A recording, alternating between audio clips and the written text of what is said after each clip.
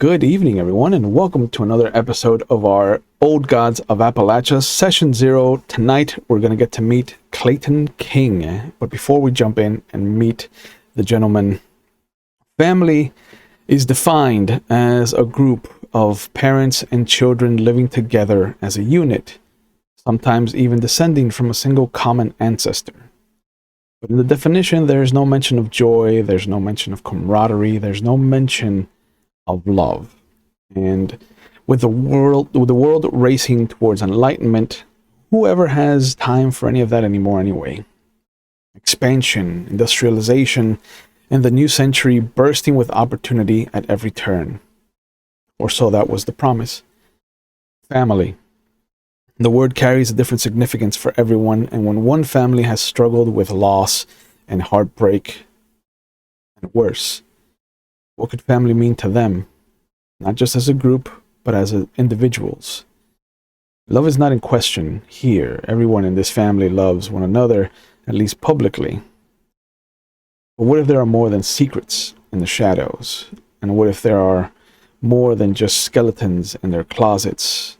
What does one do when a generation after generation, their family has propagated a disease dressed as a curse that has claimed more and more land? What can one do? By the year of our Lord 1909, the town of Abingdon, Virginia is crawling towards becoming a city in its own right. It is a mere fraction of what Roanoke, Virginia is sitting at, and a pittance of what awaits visitors to Norfolk, Virginia. But these are innocents that did not ask for the Barrow family to come into its bosom. They did not invite them to sup at their table, to break bread, or sing their hymns in church. They did not welcome this plague onto their streets or their porches. And as the world careens towards the glorious future that has been promised by the coal barons and the captains of industries, the old ways have been discarded, almost forgotten, and those in the darkness have been rebuked long enough. For now is the time of the long shadows, as the sun dissolves into the horizon. Now is the time of the deep sapphire and inked obsidian vellum of a night sky claiming what is due, and it has been long overdue, family. But what can something that was never born and can never die know about what it means to belong to something? And what can something ancient and primeval bring itself to do when it has acquired a taste for family? Outside of Abingdon, Virginia, the King family is known for acquisitions, for making things available. One such gentleman is Clayton King, a new face to the channel and a brilliant South Florida actor. Rainer, welcome to Old Gods of Appalachia, Taste for Family. Thank you. Introduce us to Clayton King. What does he look like? Who is he? Clayton King's he's a modestly good-looking gentleman. He dresses as well as he can. Still a grounded individual. Not any of that foo-foo from the upper tops, but he's a worldly man. He's got a bit of a beard, nothing too long, not necessarily as sharp as what you're seeing on screen,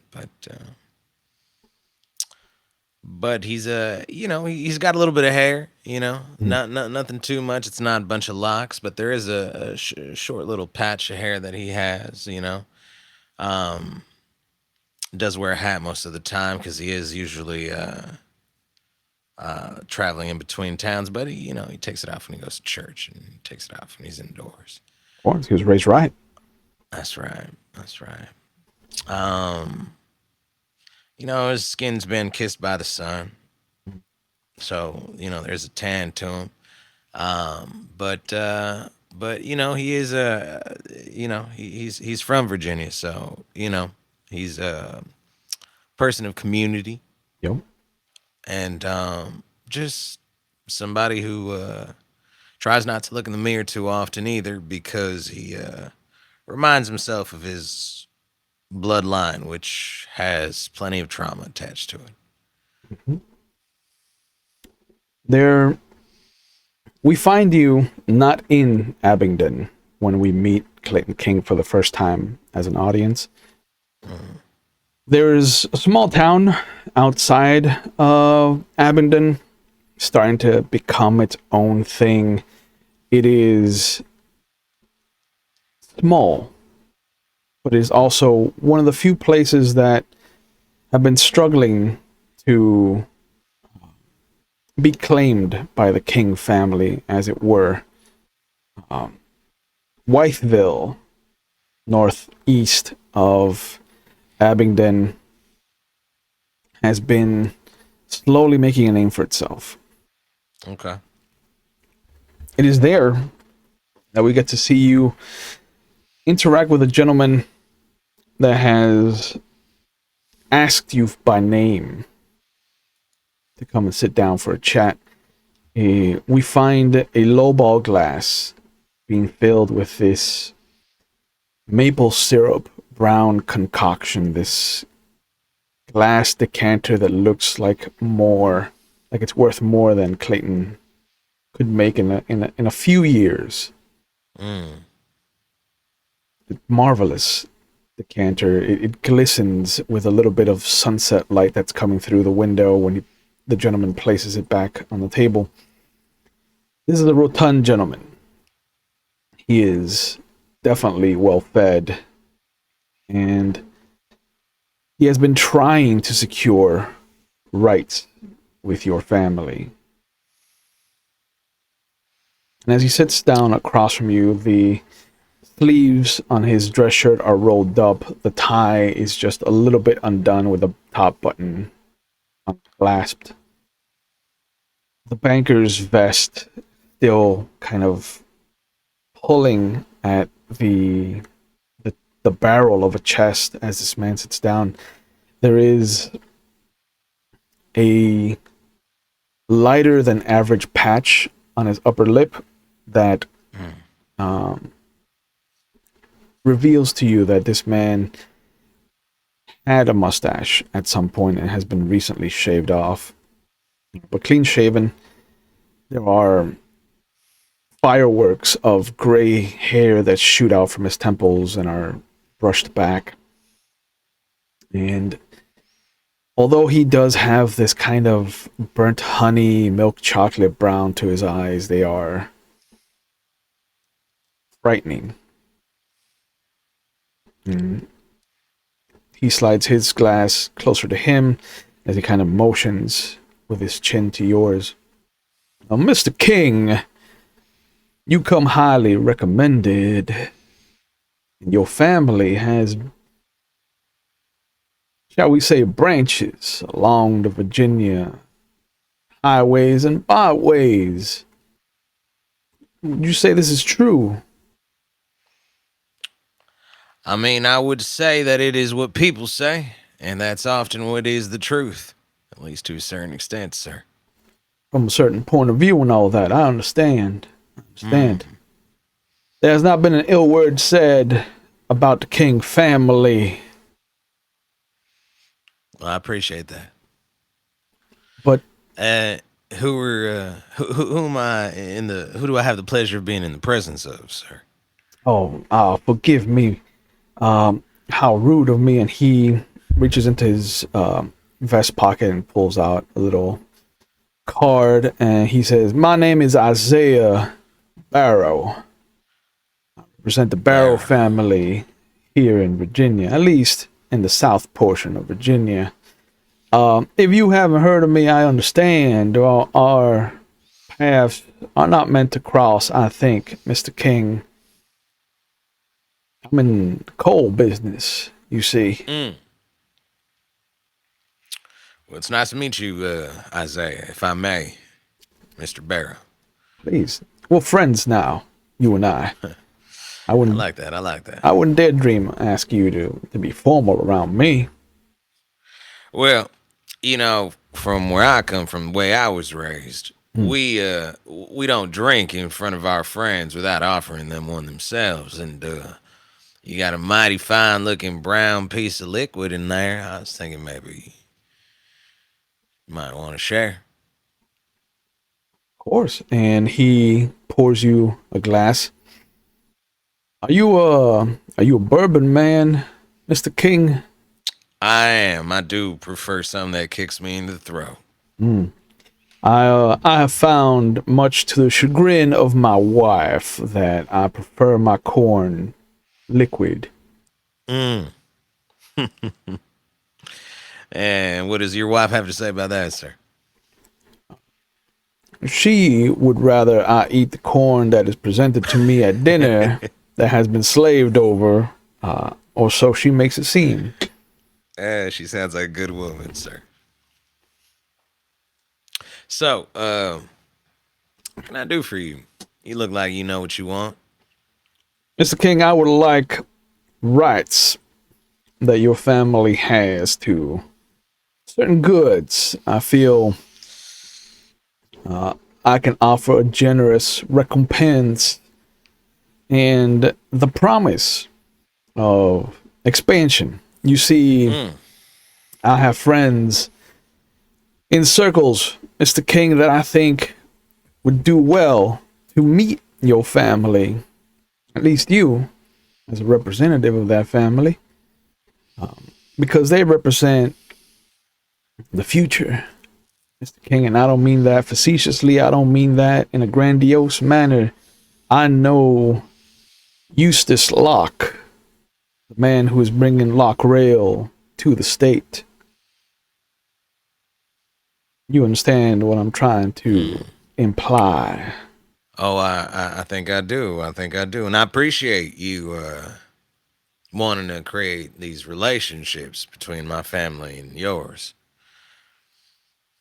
Uh, I've got to be 100% honest. I don't speak for my entire family in regards to rights, but what I can offer is the opportunity to do business.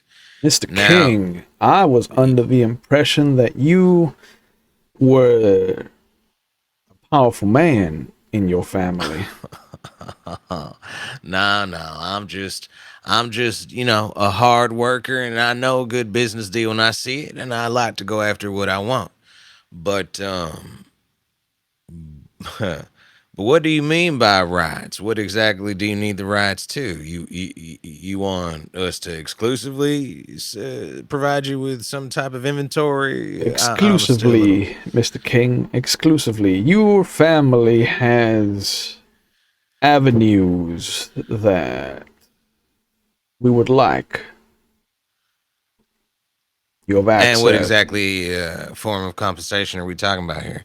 Because I do got to make it worthwhile my entire family. Of course, of course. Mm. I would never dream of short selling you, Mr. King. I am prepared with Mr. Locke's blessing to offer your family free travel on any of the Lock Rail roads that might be popping up and Mm. spreading out and kind of slithering around the landscape of Virginia, as it were.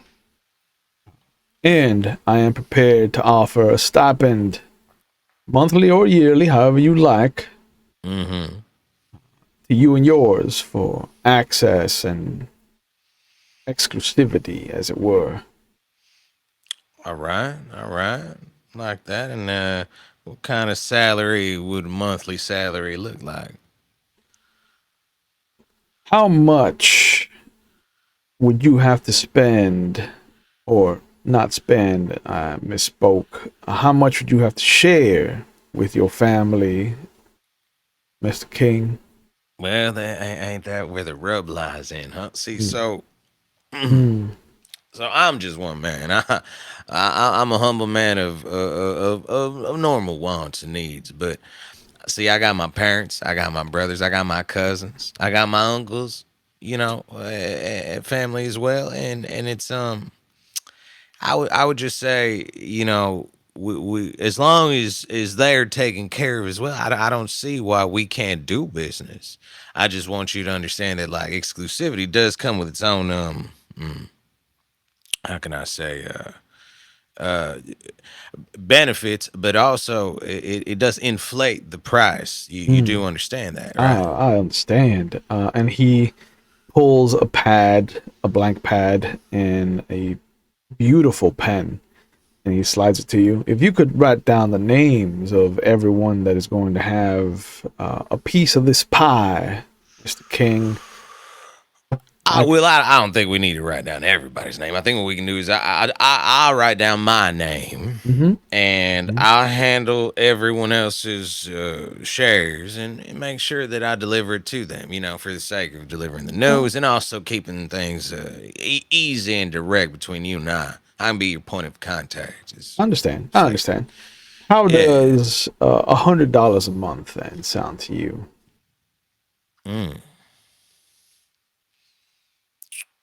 Is $100 is that sound going to pretty nice. be sufficient to handle the task that comes with divvying out slices of pie?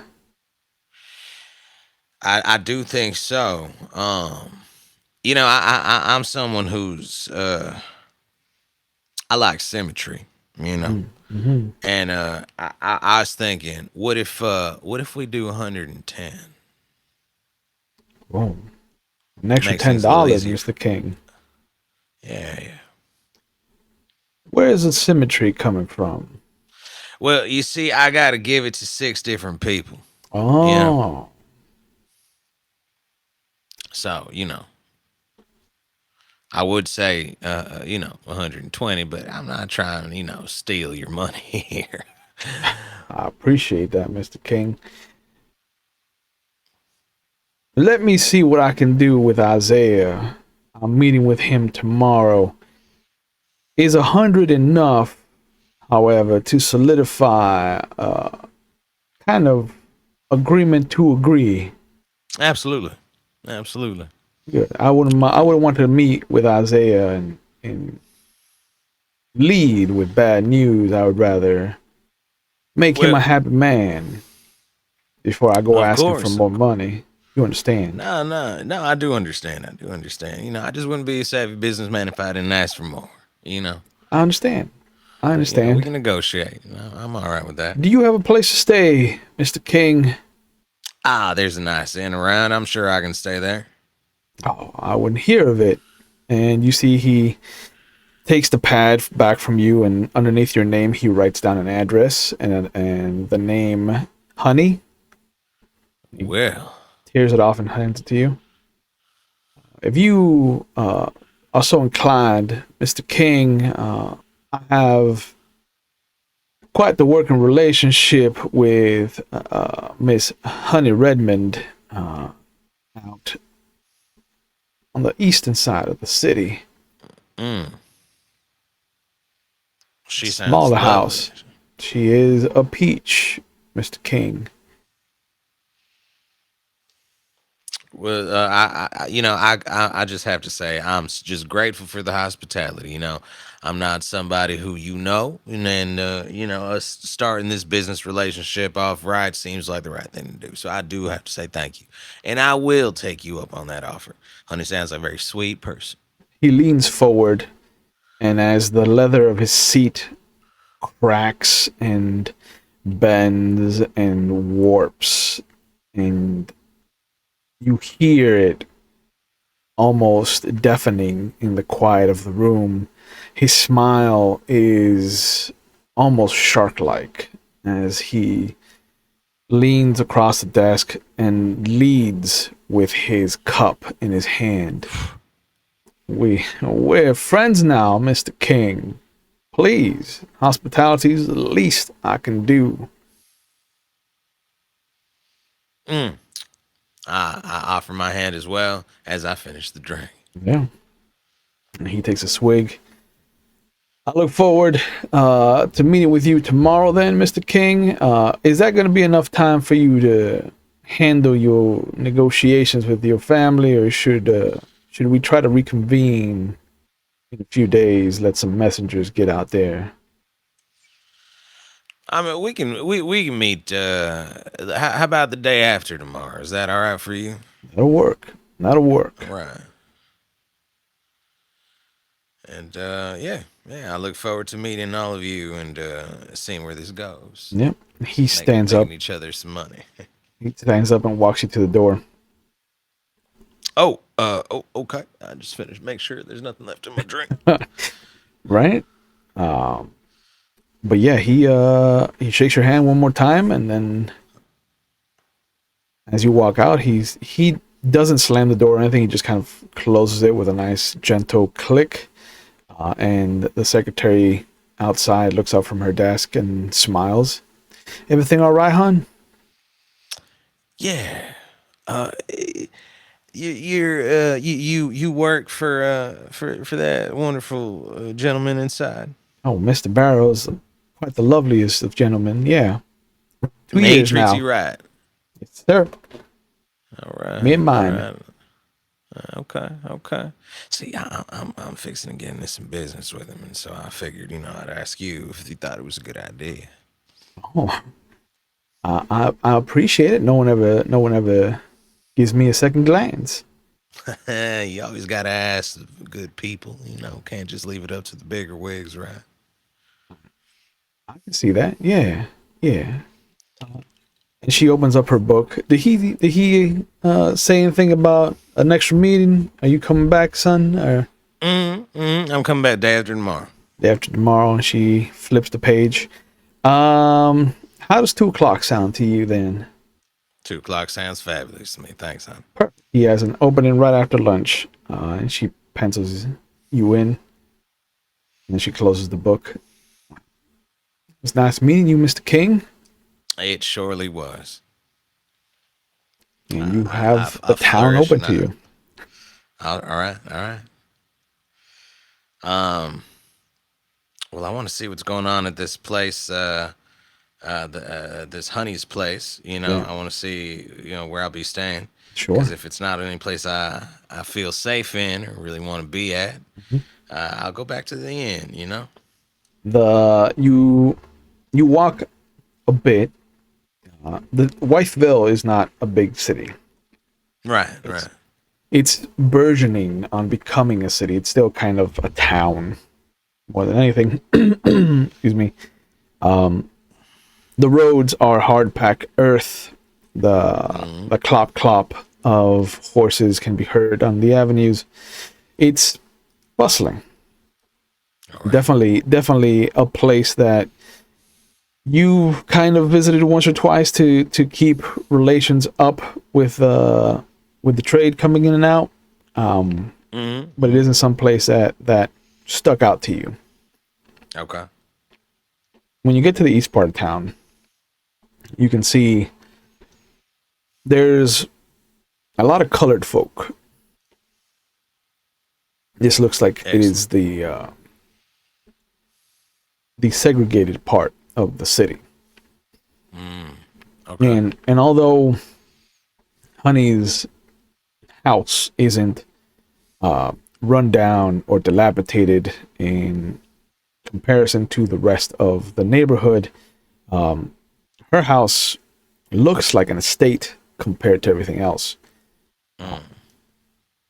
But you do see that there's at the beginning of the block there is this 2-story kind of plantation style home, except without the plot of land, just this long rectangle of a building. And in the second story balcony, you just see this cavalcade of ladies in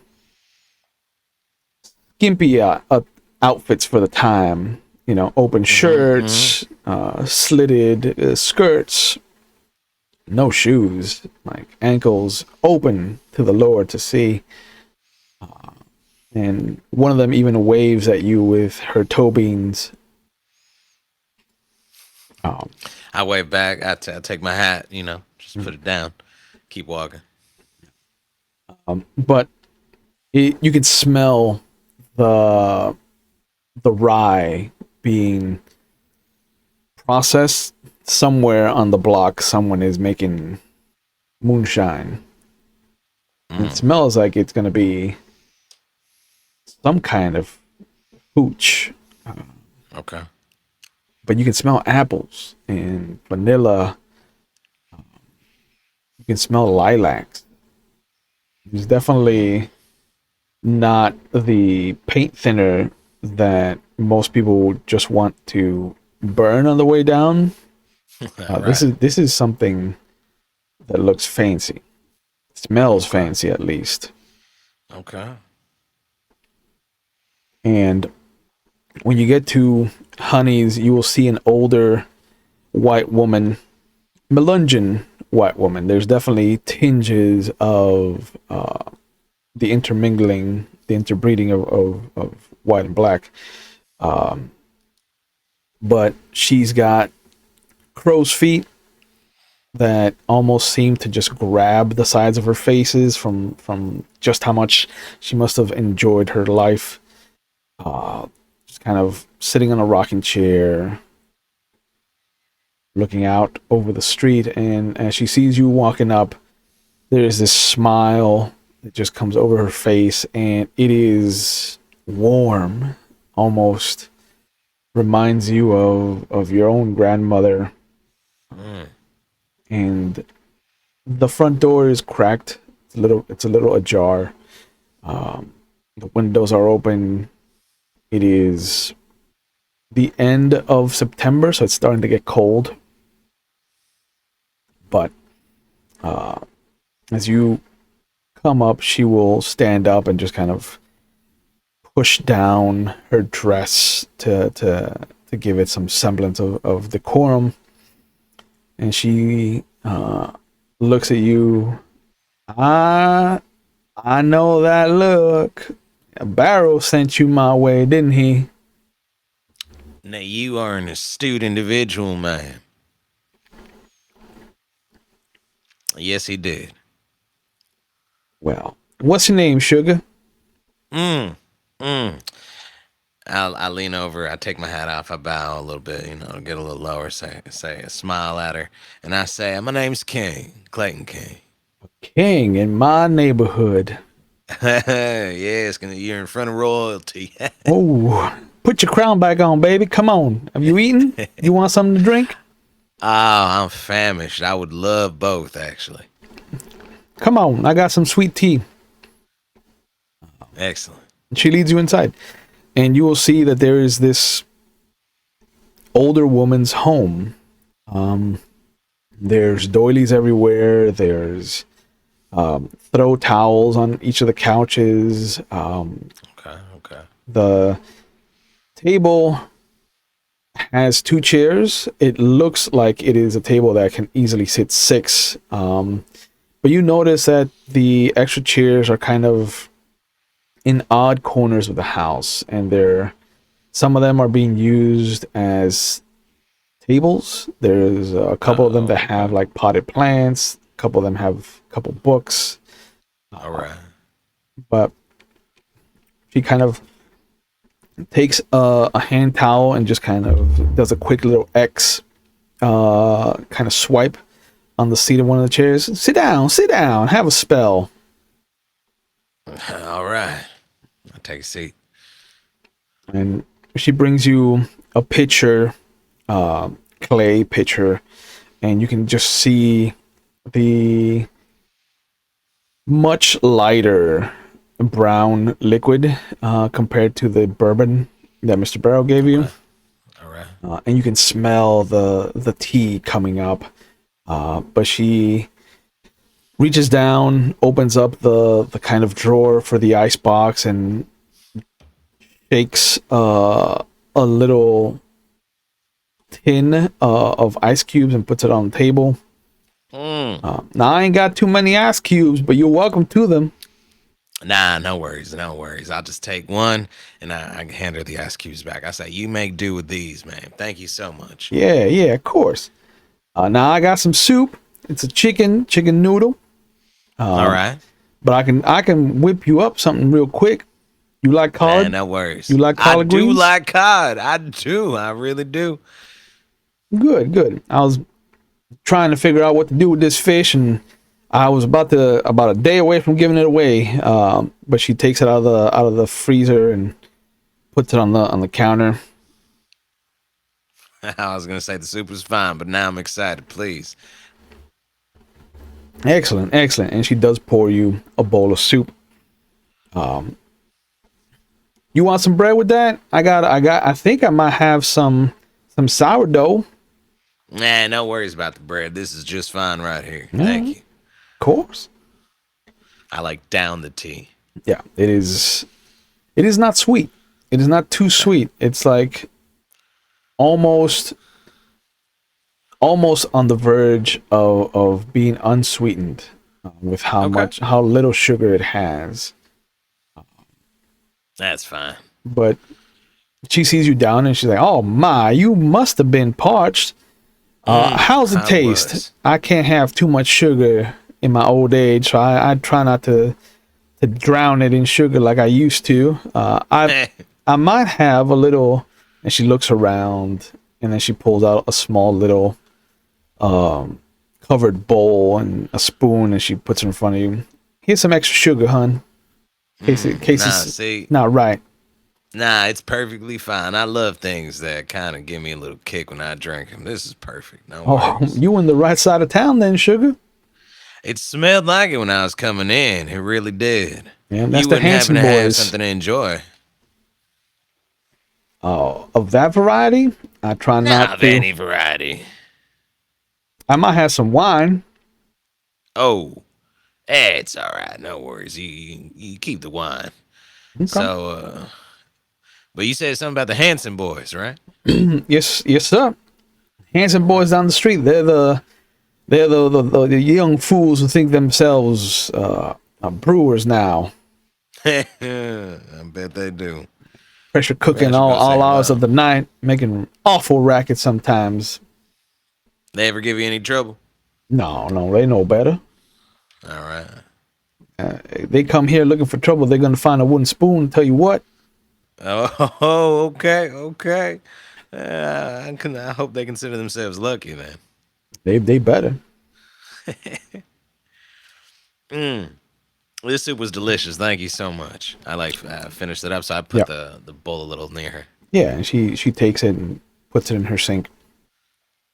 Mr. King, I would be remiss if I did not tell you that I will not take kindly to any gallivanting if you're going to be staying with me.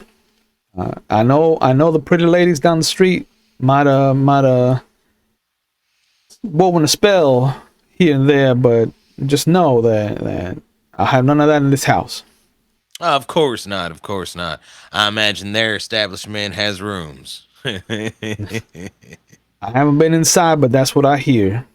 Yeah, yeah. Nah, you don't need to worry about me. I'm just here to get to know your town a little bit and see if I can work out some business with the Barrow family, the Barrow family, All right, all and right. you know. Well, you know about them actually. You know, if you don't mind me snooping. Oh, please, snooping's what people do here for fun. Ain't much to do in Wathville. Yeah, y'all are a very quaint town. Well, the Barrows came in about, I want to say, 5 or 6 years ago. So serious. Huh?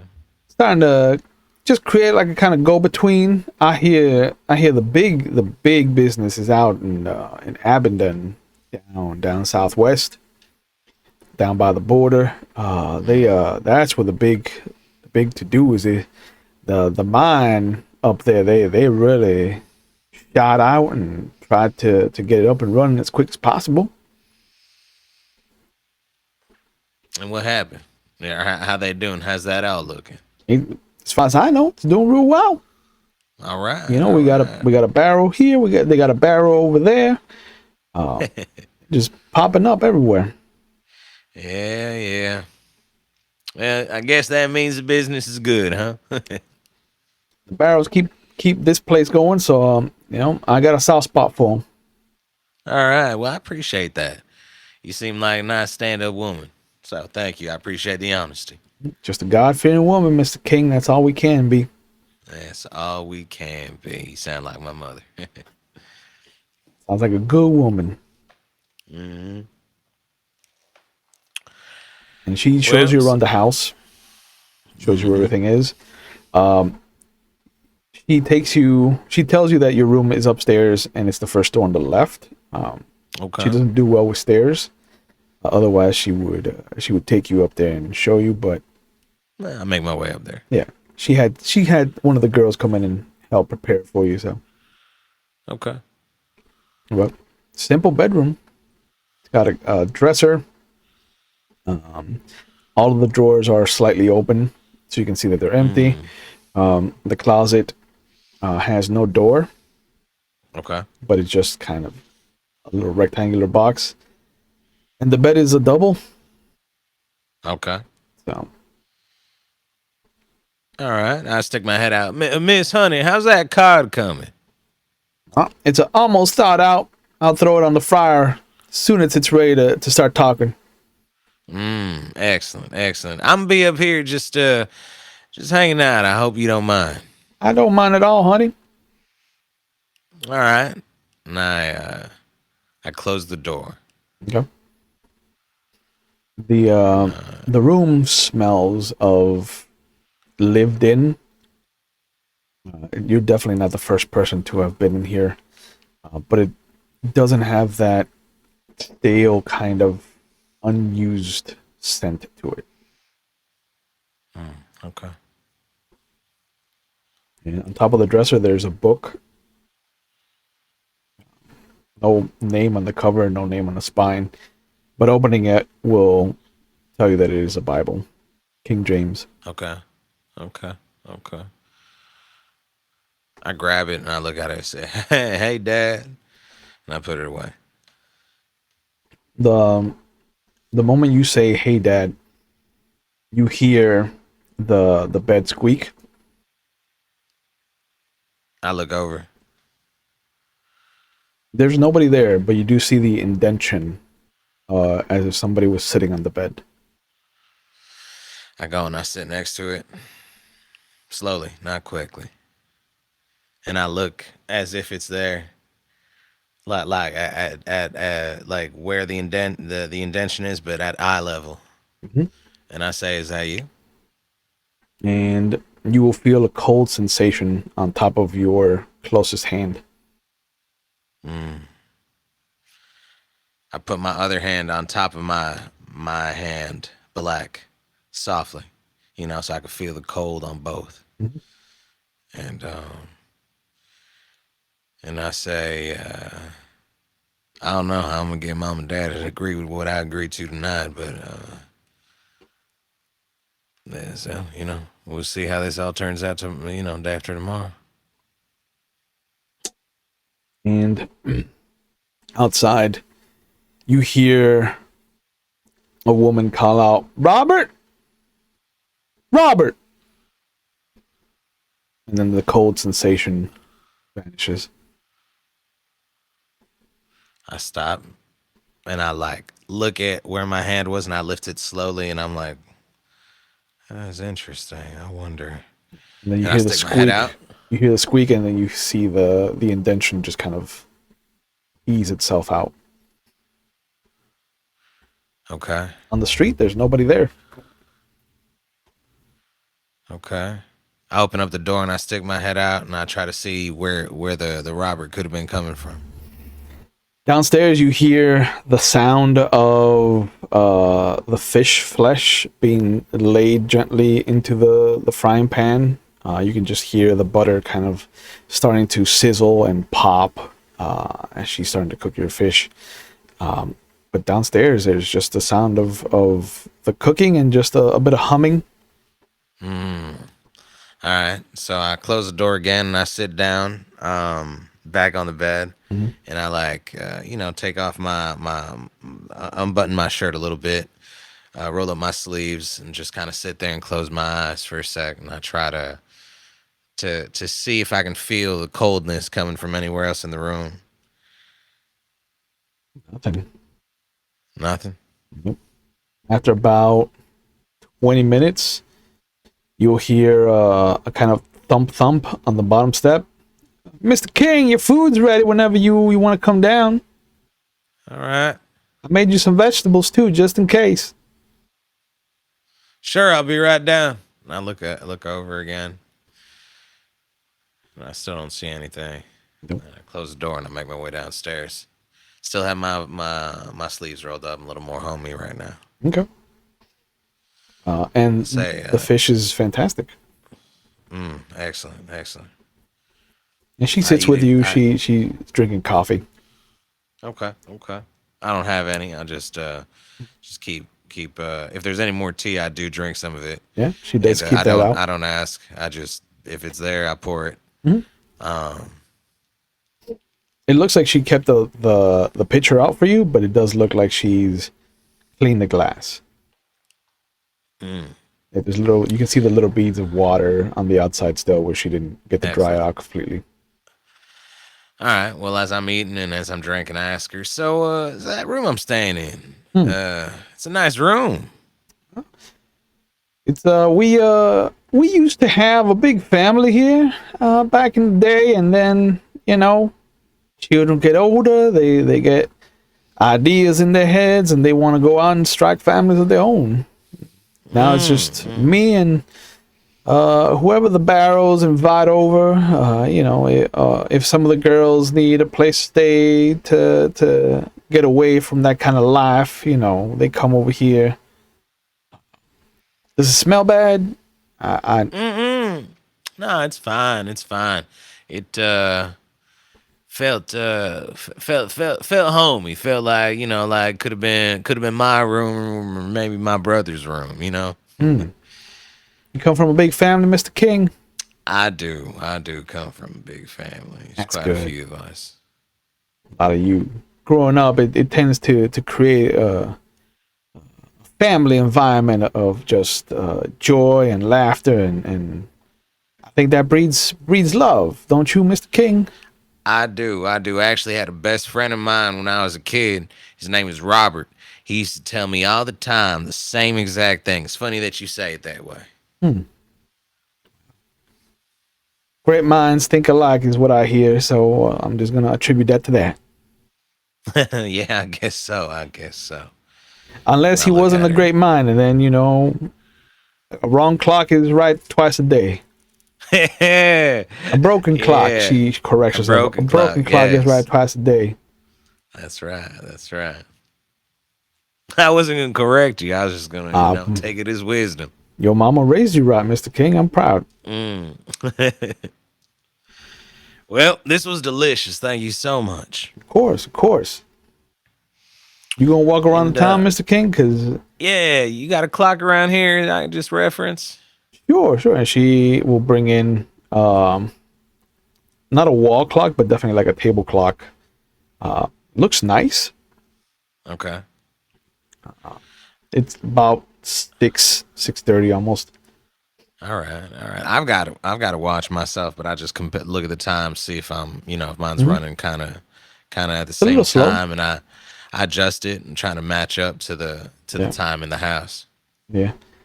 But she leaves it there on the table. Miss King, I will warn you, don't go out into the forest at night. The forest. What's in the forest? Out in the east, that's unclaimed country, you know? Oh, all right. Yeah, yeah, yeah. No, you won't find me over there. Yeah, no, no. Hasn't been sitting right since all them ghost stories came out of Fort Chiswell. Ghost stories, you say? Yes, sir.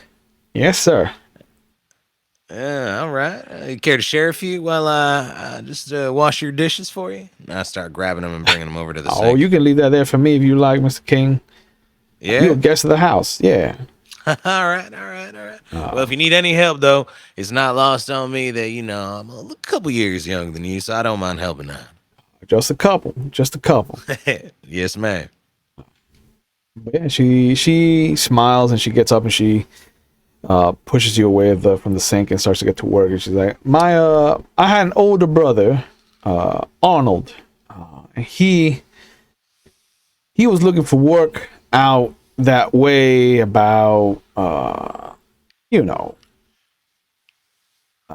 what's it called, around Barron Springs, around that kind of area, out by the river, trying to get money to bring back, and you know, it was a rough time for my family at that point, and our mama wasn't doing so good. But there was a group of them that were staying, kind of camping out at the fort, and Arnold one night he came home uncalled for, spooked, almost pure white like ivory, and Arnold was not a dark man, but he was a shade darker than the two of us put together, I want to say.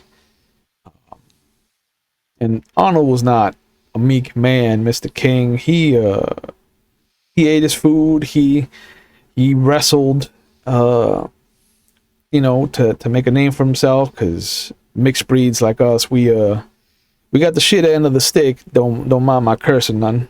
No, not at all. You're at home. But came home white as a sheet, sweating, cold to the touch, Really? talking about this blackness, this kind of shadow that imitated one of their group. Imitated. Just made a copy of one of their groups and just kind of tried to lure them away from each other. And slowly, one by one, he that thing kind of picked them apart. So only Arnold and one of his other associates, what was his name? Ivan? Well, all right. Johan. All right. Johan. Kind of Finnish gentleman, you know, out from Scandinavia and all that, across the ocean. From his stories, he was a right happy gentleman before the situation at the fort, and then everything changed. Now Arnold had come in and he was terrified. Mr. King, when I tell you I have never seen a grown man be scared like this, there are nights when I'll hear Arnold's voice outside asking me to stay in, and I do, Mr. King. I don't go out there once the sun sets. All right. Well, I'll keep that in mind. I'll make sure not to find myself there. Now, what about when the sun's out? It's a fine place to be, right? Oh, you would never find a more quieter place to raise a family. All right. Well, thank you. I appreciate you telling me. Of course. Well, I think I'm actually going to check out the rest of the town, honey. All right. You know where we are. Yes, ma'am. Yes, I do. And I won't be back too late as to not wake you, all right? Perfect. I'll try to go to sleep around 9, 10. Try to go later than that. Now that I've adjusted my time, synchronized my time. What time is it? It is, after the story and everything, it's about 6:45. Okay, so I still got a little time. Yeah, I'll make sure I'm back before 9. No worries. Perfect. So I grab my I run back upstairs. I grab my jacket and I put it on. And I leave the house to see what's going on. See if I can meet these boys who were working on the moonshine. Handsome boys. The handsome boys, yeah. Well, you know, like not necessarily meet them, but like walk closer to the smells. Yes. You know? Yes. And sure enough, as you kind of meander down the street, you'll see some of the girls have made their way in at the plantation. Some are still out there. The one that waved at you with her toes is still there, and she kind of opens her eyes a little wider as she sees you, and she's just like, oh, gives you that smile. But you see a couple of boys. I'll walk over and say hello. You know, not too close, but I'll go say hi. Yeah, she bends down and she kind of sticks her head in between two railings in the porch, kind of railing where it looks like there's a bar missing. And she leans down almost like a gargoyle, looking down at you. You a new face out here. What's your I name, am. handsome? Oh, you're too kind. My name's King, Clayton King. Ooh, we got royalty in the house, and all the You girls surely start do. just wolf whistling and making noises at you. Oh, come on now. No, I'm in the presence of royalty in front of all you fine, beautiful women. Ooh, we got a flatterer here. Just somebody telling the truth, ladies. Speaking of, I don't know if y'all are into gossiping, and if you aren't, please, I'm sorry. I'm just trying to find out a little bit more of your town. But on the way in, I could smell some delicious smelling moonshine nearby, and Oh, we I want to thought know you had smelled Amelia. Amelia, close your legs. And some of the girls start laughing. if I just laugh and turn a little red. She's like, "Oh, the moonshine," and she points right across the street. You want to go over to Billy Joe Hanson's? Is it any good? I mean, they're trying. Bless them, they're trying. All right, all right. I I go through my little. I have like a little notebook, Okay. and I look to see if I have any like moonshine recipes in there, and I don't. But I was just double checking. Yeah. You have a list of where you have gotten moonshine, Yeah. and I think there's like a rating that you've given it. Yeah, sure. And I write down Wifeville now, and like leave a Yeah. space for a rating. Yep. But yeah, they point across the street and they start hooting, hollering, and they start chanting Hanson, Hanson, Hanson.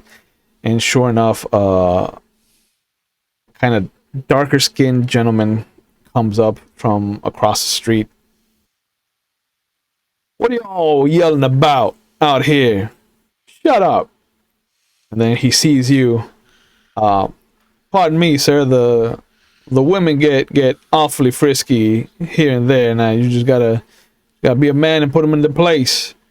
You see, that's my fault, sir. I'm sorry. I asked about the delicious smelling moonshine, and they just started chanting Hanson. So you Oh, can't blame them, right?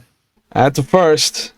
Really? Most of the time, they'll tell people not to come drink some of my hooch. Oh, it's yours. Oh, well then, sir, and I make my way. I look towards the ladies. I say, ladies, I will see y'all later. And But they believe me, I'll be they coming back. wave.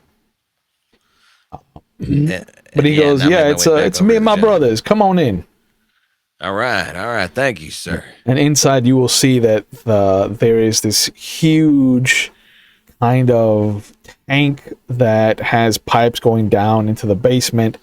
And you can Yeah. smell now. You can see that there's like a tin tub where there is an older gentleman that does have a familial resemblance to this guy, and there's just apples floating in the tub, and there's vanilla sticks and just kind of pure lilac flowers that have been thrown in, and he's just stirring the thing.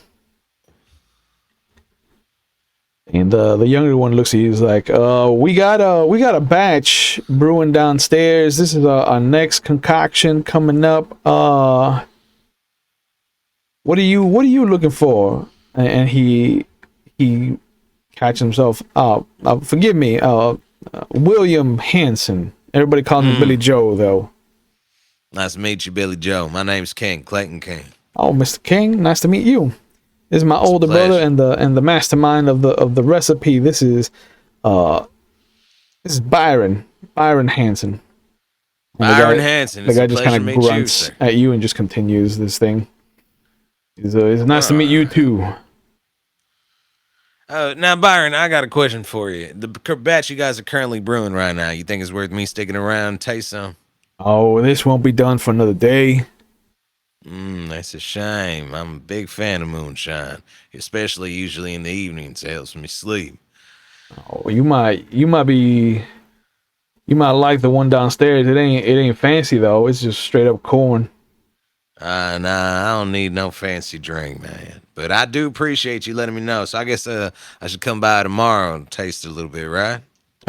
Day after, just to be Day safe. after. Yeah. All right, all right, all right. Yeah, but you Appreciate you want looking out for Billy, me. get this man a taste, and he nods and rushes downstairs, and you hear him come back up, and he has this clay bottle that has that little stopper on it, and there's a pop as he pulls, and just a little lowball glass. He gives you about a nail's worth. Just kind of Okay. like, now, be aware, Mr. King. This will put hair on your asshole. Pardon my French. Man, no worries, man. I've had my fair share, and I give it a nice whiff and like feel the burn. Like it's like I whiff it from like far away, you know, like over here, Yeah. and I'm just like I can already feel the burn. The moment that you touch it and you even make the motion to bring it up to your nose, it already has started to invade your nostrils like the Allied forces on Normandy on D-Day. Okay, okay. I'm like, Yeah, yeah, it smells good. yeah. It'll whew. And then you see him take a swig straight from the bottle, and his head twists the wrong way, his body kind of contorts, and then he slaps his foot twice, and he's just like, "Oh yeah." Okay, okay. And I go to take a little sip, the tiniest of sips, but like I still there's a quick motion because I don't want to smell it too much either. So I'm just like, you know. The moment it touches your tongue, your insides already regret every decision you've ever made that has led you to this portion of your life. Mm, mm. And then you Put swallow. I put that cup down for a second. I just kind of The world hazes over. yep, that right there. That's what you drink to Woo. forget. I guess so. I don't even remember why I started drinking it. And he smiles and he fucking more, and he shakes the bottle at you. Oh, you know what? I think. Well, you know, hold on a sec. I go to take a second sip to see if it hits just as hard. Harder. And I say, you know what? This one's good right now, but I do appreciate it, and I like look at what's left in the thing, and I just say, fuck it, and I shoot the rest of it. Yeah.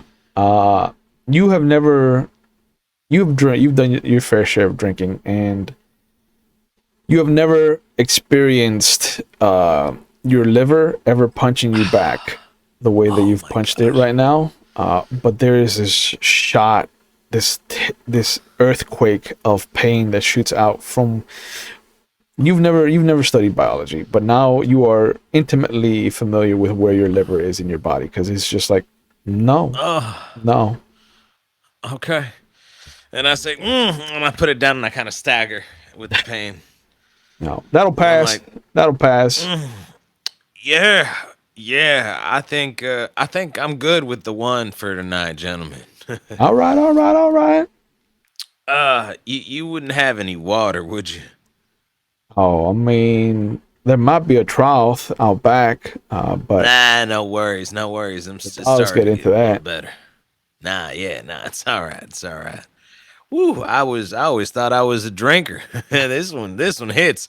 And I open up my little moonshine, my book, and I go to moonshine, and I like, properly rate it, and Yeah, I rate it on taste not as high, but I rate it on potency, and it's pretty high. yeah, just a skull and crossbones.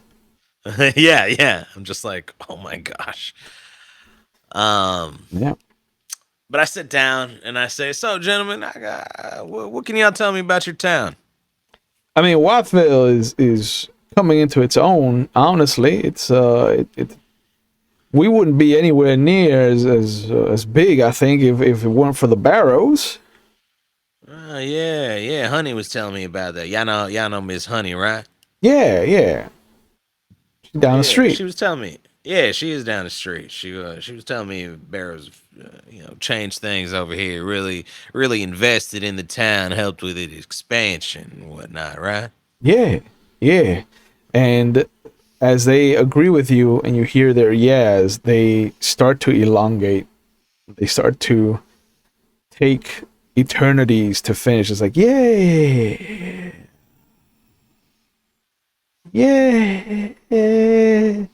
And the whole world starts to not tumble, but definitely there's like a shake.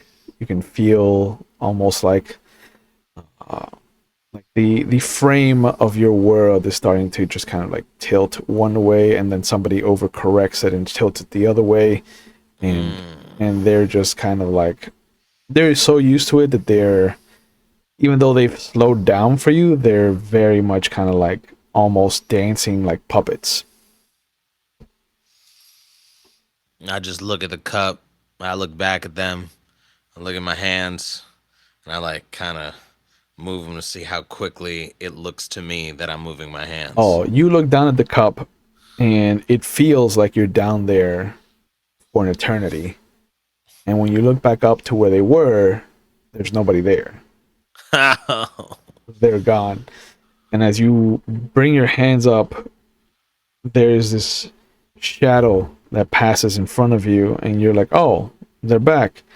And you look up, and there is this copy of yourself, but it's dark, it's nebulous, it's made of shadow, and the grin that it has on it is shark like. No lips, it's just gums and jagged, crushed, kind of angular, consummate kind of V's of these fangs. Let's roll for initiative. Oh shit. Okay. You are trained in initiative, so that's going to ease the task for you. Do you want to throw anything else at the initiative, or do you want to just kind of like free roll? Nah, let's free roll right now. All right. So the way the combat works here, because the storyteller doesn't roll any dice whatsoever in the system. Okay. Every encounter has a challenge rating, like a number from 1 to 10. And as long as you get higher than the challenge rating, you go before it. Okay. So you're gonna roll one of your d20s. Okay. You're gonna let me know what you get, and I'll tell you if you get to go before I got or a after. 20. Woo! First roll of the night, baby. First roll of the night, yo. That's how you do it. That's how you do it. Hey, man, I'm drunk, so Yeah. let's hope it helps. So there's really nothing that's gonna help you with getting a natural 20. Excuse me. On initiative, but you know what? Because you are drunk and you are hopped up on moonshine, let's say that whatever you do first, your first action will be eased because of your sudden like adrenaline spike that shot through you. Okay. So Okay. you do get to go first. You definitely beat its challenge rating. So what do you want to do? How does Clayton want to react to this shadowy version of himself? Um.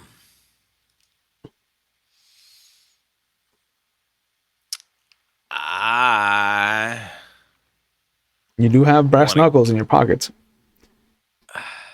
I will remind you about that. Yeah, let's do that. I mean, okay, so how threatened do I feel? Uh, Yeah, I feel it's still smiling shark teeth at me. yeah, it's smiling shark teeth at you, and it looks like it wants to replace you. Yeah, nah. My hands go directly into my pockets, and I've got my brass knuckles in each one. Ah, damn, it's time, baby. Yeah. It's time, and I smile back at it too. Okay. You want to take a swing? Yeah, I'll take a swing. Okay, so because of your natural 20 on initiative, your Your target has been eased. You have what is it? You have not a training, but you have practice. That's the word. You have practice with light weapons, so it's not Yes. hindered or eased in any way, shape, or form. And because brass knuckles are an item, you could use them to ease your task even further. So you connect. You don't even, Yeah. because of your The adrenaline. the adrenaline and the initiative. You reach out and just there's this moment where instinct takes over, and I think the swing comes out before thought can understand that this is a creature made of shadow. So I punch right through it. But no, the moment you feel your fist connect with it, there's that, oh, you can be hurt kind of realization that washes over you. Okay. But you do 2 points of damage to it, Okay. and it takes the hit, and it kind of like staggers back a little bit, and it brings its shadow hand up. You hear the clacking as it resets its jaw, and you'll see it start to pull the flesh from its head, and you see little bone protrusions come up like a crown. And you hear, "There will be one true king," and it lunges forward to try and bite you. How do you want to avoid that? Do you I want to avoid want. it? Well, I want to counter. So, cause all right. So, like, I just swung once, Hmm. and if he's probably coming to bite me, I imagine it's gonna be the thing that's closest to him. So, I want to like pull away and swing with my other one if I can. Okay. So that's going to be a speed test. And I Okay. believe that you are trained in speed defenses. Yeah. Oh, damn. Look at you know what? You are a scrappy motherfucker. Fucking a brash speaker who fears no haints. That's right. That's right. So your task is going to be eased automatically because of that. Do you have anything else that you can throw at this, or do you just want to throw the roll? Nah, yeah. I just want to throw the roll. Okay. Go ahead and tell me what you get. And this is a D20, right? This is D20. All right. All right. Let's see. 11. 11 does it. Oh, 11, yes. 11 just scoots you out of the way just as it goes to bite, and you just kind of easily Heisman it as to the side, and it leaves him open in a position where you could just kind of whack him one more time. Yeah. Okay. So for your second action, you want to throw another punch. Absolutely. Absolutely. I'm like, I feel the rhythm take over, Yeah. you know? Like, I threw the first one, I connected, I threw the second one, and I was like, oh, we're good. Yeah. You ain't Clayton King. you ain't the real deal, boy. Yeah. All right, so this one doesn't have the same number of easements that your first one has, but you do have the brass knuckles, so that'll count as an item for this. So you All right. ease the task once. Okay. Do you wanna throw an effort at it, or do you feel like you can? Nah. I'm gonna throw an effort at it. Okay. So you don't have any edge on your might, so this will cost you all 3 points. So that's going to bring your might down to 7. Oh, that's the actual stat. Got it. This is the boom. Boom. There you go. But because you've eased it twice now, there's no roll involved. You land, clock it, 2 more points of damage to it, Okay. and you see it reel, and it goes tumbling over the table. And as it gets back up, it flips the table with this frustrated roar of incompetence. And you notice that instead of copying the actual brass knuckles that you have in your hands, it elongates its fingers into these claw-like protrusions, and it just shoots out and rakes at you. How do you want to try to avoid it? Or do you want to just take it on the chin? No, I want to try to avoid it. Which way is it attacking? Like above me No, it's coming or upwards. shooting? Coming up. Okay.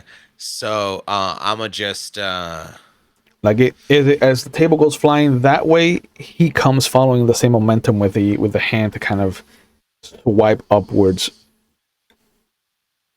I mean, I'm gonna all I can do is jump backwards. Yep. Hope that hope that I can in Yeah. time. All right. So that's going to be a speed defense again. Yeah. So you do get that easement there. Are you good with a flat roll, or do you want to throw effort at this as well? No, flat roll, flat roll, flat roll. Okay. All right. Then what you get? Ooh, 7. 7 is enough. Oh man. Yeah. Oh man. All right. All right. So that you are aware, this is a challenge rating 2. Oh, all right. We're good. We're So, good. yeah. Ha! Yeah. Yeah. So anything above a 6, you're probably Okay. gonna succeed. Okay. But it comes swiping up at you, and you can see as you leap back and everything, time starts to like really catch up, and everything starts to move at its actual pace. Like the table actually falls and clatters against the floor after it's thrown. Like it doesn't hang in midair. The knife tips of these fingers just kind of come dancing across your field of vision, and they are sharp, inhumanly Okay. sharp. Oh goodness. All right. But it is in front of you. You could take another swing at it. Totally gonna take another swing at it. I need to ride this before I throw up or pass out. All right. So your brass knuckles ease the task by 1. Do you want to throw effort at it again, or are you happy No with effort. No effort. No effort? No, I'm happy with it. it? All right. Yeah. Make your roll All right. and see what happens. Ooh. 4. 4 is enough because of the brass knuckles. 4 is enough. Oh. The punch lands with a deafening crunch, and there is this moment where you see it kind of get rocked, and it staggers almost like Glass Joe from Mike Tyson's Punch Out, if you remember that game. I do. I do. He kind of staggers back, and there's a moment where he looks at you.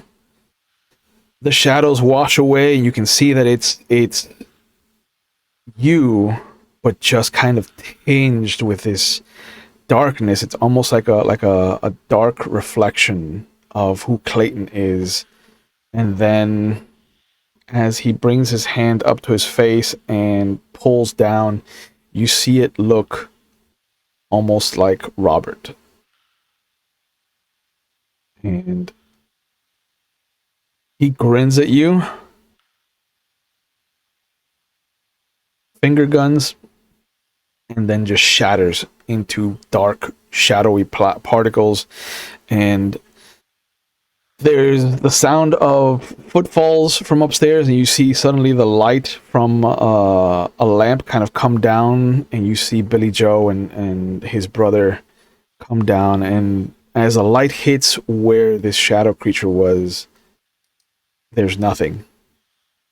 There's maybe the spilled bit of moonshine, but otherwise there's no proof that this thing ever was here. Okay. I like look around. Now look who woke up.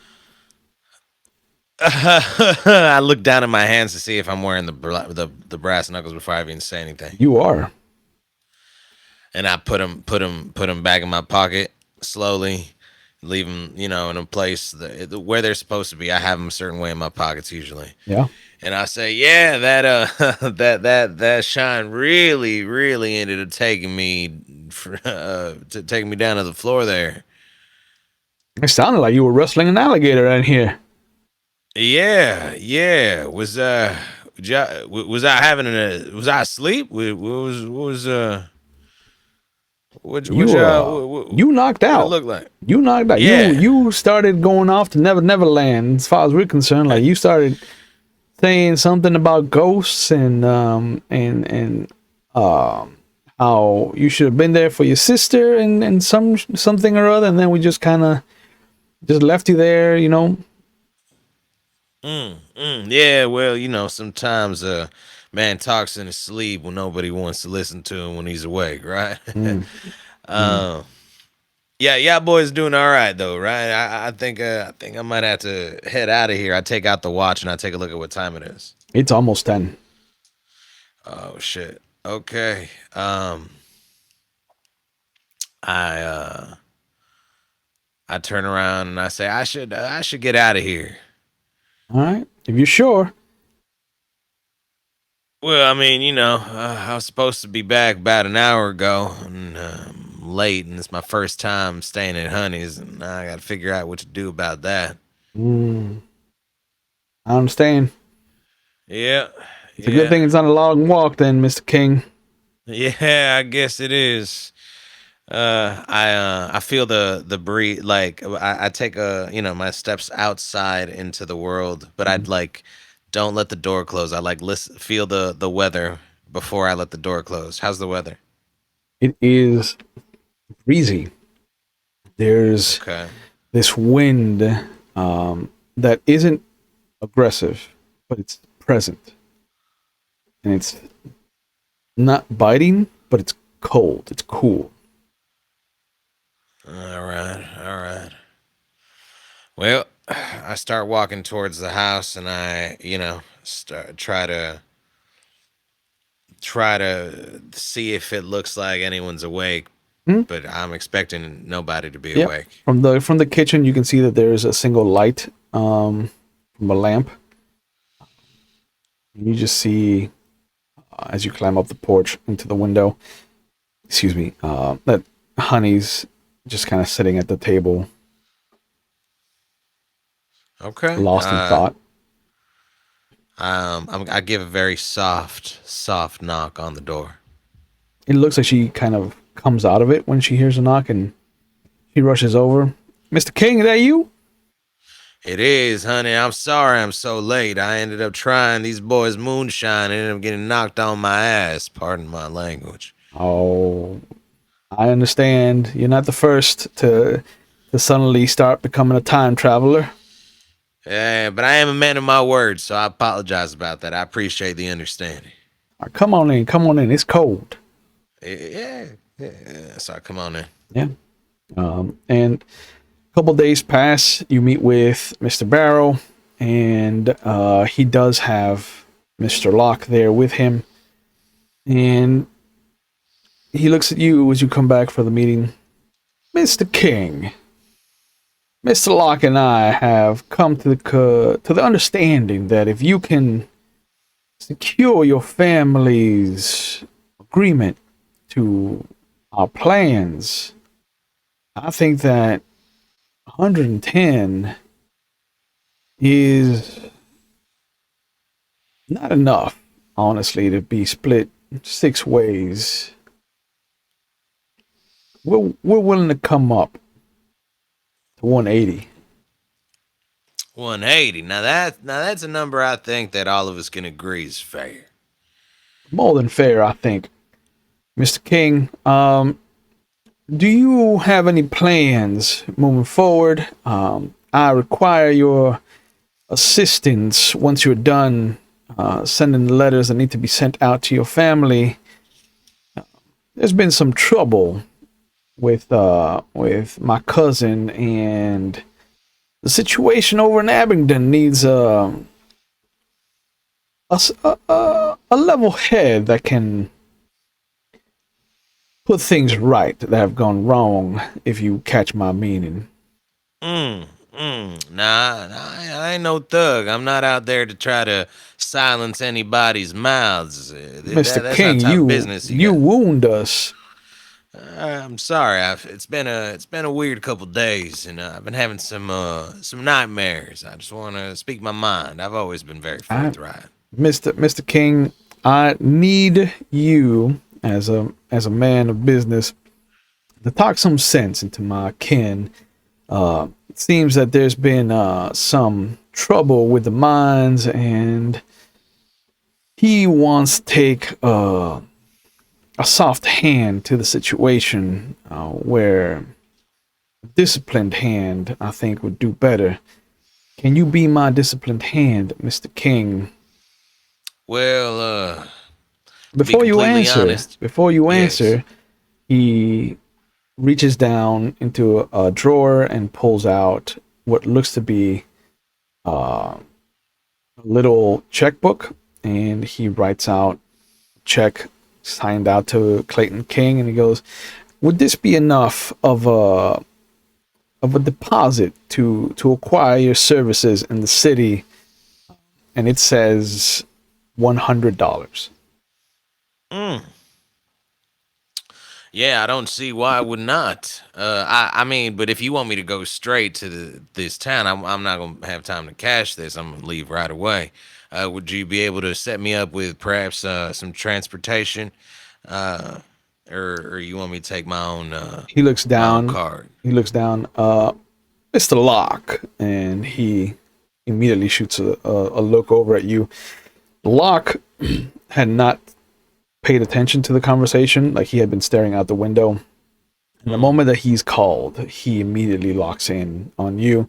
The guy is pencil thin, almost like John Waters, without the Okay. mustache. Clean cut, little round glasses that sit on his face. And he goes, "I do believe that a cart and a horse can be made available to Mr. King. Yes." All right. Well, then I don't see a problem with this being a deposit for my services. We'll work out the rest of the payment later. And yeah, I can go and talk cents and dollars to anybody. So no worries there. If you like, Mr. King, Mr. Barrow steps up to you, and again, Locke shifts his eyes over to the window. "If you like, I can send word so that my cousin can exchange the check for actual cash once you arrive in Abingdon. And of course, that this that this check between us is not going to take away from the 180 that Locke and myself have promised you for your services in acquiring your family's exclusivity." Oh, I wouldn't imagine a world where it would. Really, truly, I knew what this was. I do appreciate you clarifying that, though. And Good, yes, good. cash would be helpful. For any business I might need to take care of on the fly. I understand that you it has been some time since your family has stepped foot in Abingdon, so I just want to make sure that we take care of you down there, you know? Yeah, yeah, I appreciate that. I appreciate that. And Mr. Locke, I like try to see what he's looking at out the window, but my angle's not really right. When you call him, he shoots his glance back over you. "Yes, I just wanted to say thank you, and I appreciate your help. we appreciate you, Mr. King. Thank you." Yeah, of course, of course. I always like meeting fellow businessmen.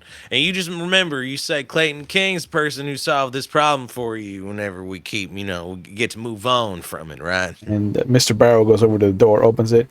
"Elaine, if you could tell the driver downstairs, the good man in charge of Mr. Locke's cart and horse, that he'll be taking Mr. King here to fetch his things and then get taken down to Abingdon, that would be much appreciated." And she goes, "Yeah, yes, of course, Mr. Barrow. I'll tell him right now." And she rushes downstairs, and he extends his hand to you again. "Before you leave, Mr. King, would you like another drink?" I think I've had enough drinks this evening. Well, actually, that depends. Is it the same fine bronze liquid we had the other day? The only the best of bourbons, Mr. King, of You know course. what? Then please retract my previous statement. Let it be stricken from this world. I'll definitely take part in another drink. And he gives you a finger's width of bourbon, clinks the glass with you, and as you leave Wytheville and you arrive on the evening of October 1st in Abingdon, Virginia, you will Mm. see that there is quite a bit of commotion coming from the far edge of town and you will see a couple of faces that you haven't seen in some time. You'll see Miss Boyd and Mr. Alden standing, staring at each other outside of the mines. And this is where we're going to call it for tonight. All right, all right. So, Can I say that on the cart, I made sure to shave, made sure I look nice and presentable. sure, Inspected my clothes, make sure that it's all in good standing. of course. No stains or anything. I want to Yeah, make a nice impression. perfect. So as All right. always, I want to thank you, the audience, for being a part of this. I want to thank you, Rainer, for joining us in this endeavor. Thanks, man. How different has this been from your Dungeons and Dragons experience? So different, dude. So different. I mean, like I'm loving it. The I'd say the muscles that I'm using are the same, Mhm. but it's a completely. It's it's. I enjoy the theater of the mind, and I love the backdrop of the story. Um, and jamming with you is great, bro. So Awesome, so thank awesome. you. As always, I give people a chance to plug whatever they're doing at the end of the streams. So, Rainer, where can people find you on the internet if you want to be found, and what are you up to? Oh, okay. I mean, I'm on the social media platforms under Rainer G Energy. That's RaynerG Energy. And that's where you can find most of like my music stuff. I make music. I make like motivational conscious rap. It's pretty dope. It's And as far as theater goes, because I'm also an actor, I'm doing a play called A Thousand Miles by Vanessa Garcia in the new year. nice. So yeah, that'll be coming up. More to You, come on that. That's with the New City Players. oh, nice. She always does thought-provoking work. So I'm glad that you two are fucking working together. Thanks, man. Thanks. But yeah, man. As always, thank you guys for coming out.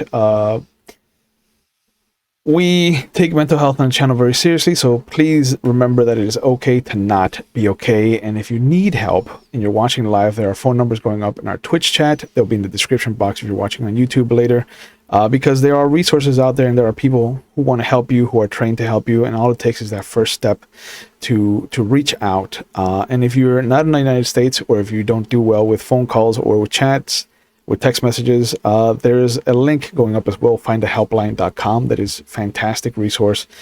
It will help you find the resources in the area nearest you, or just kind of resources that don't conform to the standard text or phone calls. So please take care of yourselves. This is the last show of the year. So we are on break until January, but as always, Mondays are for Vampire the Masquerade 5th edition. Tuesdays are for Werewolf the Wild West or Legend of the Five Rings. And Thursdays are going to be for 7th Sea or Old Gods of Appalachia. We have one more person to meet as far as this crew is concerned, and it is going to be an interesting ride. But if you want to see me as a player, you can catch me over at McStabber Studios on Wednesday when they're doing their Dark Ages campaign. Right now, they're doing a Changeling the Dreaming. And Fridays in January, I will be in their story, their miniseries of Old Gods of Appalachia, playing a very different character than I've ever played. So I'm excited for that. As always, thank you guys again for being here. Thank you, Rainer, for joining us. I hope that I don't ruin your tabletop RPG experience. I already know that you won't, man. And thanks to you, thanks to everybody, anybody and everybody watching. So Yeah. And we'll see you guys on the next one. Be safe, everybody. Have happy holidays. Happy New Year. If we don't see you, take care. Goodbye.